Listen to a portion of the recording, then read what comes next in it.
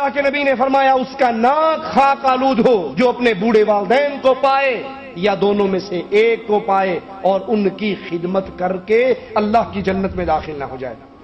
حسن بصری رحمہ اللہ کی جو والدہ جب فوت ہوئی اور انہیں دفن کر دیا گیا تو بہت روئے۔ لوگوں نے کہا عجیب بات ہے، اتنے بڑے امام ہو،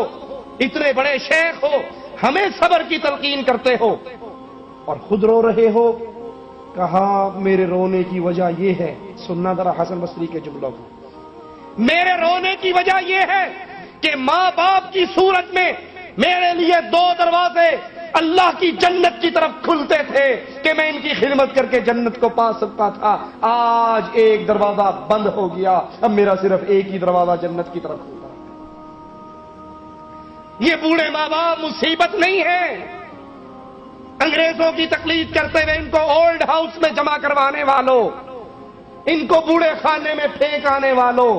آج تم ان کے ساتھ یہ سلوک کرو گے، کل تمہاری اولاد تمہارے ساتھ یہ سلوک کرے گی۔ یہ اللہ کی رحمت ہے، یہ اللہ کی نعمت ہے، یہ اللہ کی عطا ہے۔ حسن بصری کہہ رہے ہیں میری ماں اور میرے باپ کی صورت میں میرے لیے جنت کے دو دروازے کھلے تھے اور ایک کے فوت ہونے سے آج جنت کا دروازہ بند ہو گیا۔ ماں باپ کی خدمت، ماں باپ کی شان پوچھنی ہے تو ان سے پوچھئے جن کی سروں سے یہ باغ ڈھل چکا ہے، جو ترستے ہیں کاش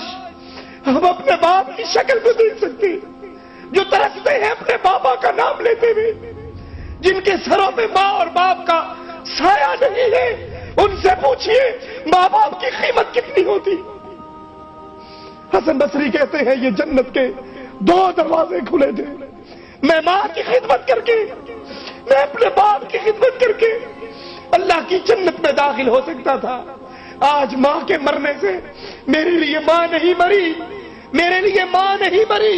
میرے لیے جنت کا ایک دروازہ بند ہو گیا ہے، اب جنت میں جانے کے لیے میرے پاس صرف ایک ہی دروازہ ہے۔ ماں باپ کی موجودگی کو اللہ کی رحمت سمجھیے، اس کو غنیمت جانیے، اس کو غنیمت جانیے۔ اللہ کی قسم کھا کر کہتا ہوں دنیا کی ہر چیز انسان کو مل سکتی ہے، ماں باپ کی نعمت گزر جانے کے بعد دوبارہ نہیں مل سکتی۔ اپنی بیویوں کے لیے ماں کو ٹھوکریں مارنے والوں، اپنی بیویوں کے لیے ماں سے ناراض ہونے والوں، تم ایک بیوی کو طلاق دے دو، دوسری بیوی مل جائے گی، اولاد کو چھوڑ دو اور اولاد مل جائے گی، مال برباد ہوتا ہے اور مال مل جائے گا، لیکن اگر ماں کا سایہ اٹھ گیا ساری عمر تڑپتے گزر جائے گی، ماں دوبارہ نصیب نہیں ہوگی۔ اس ماں کی قدر کیجئے، اس باپ کی قدر کیجئے، ماں باپ کے لیے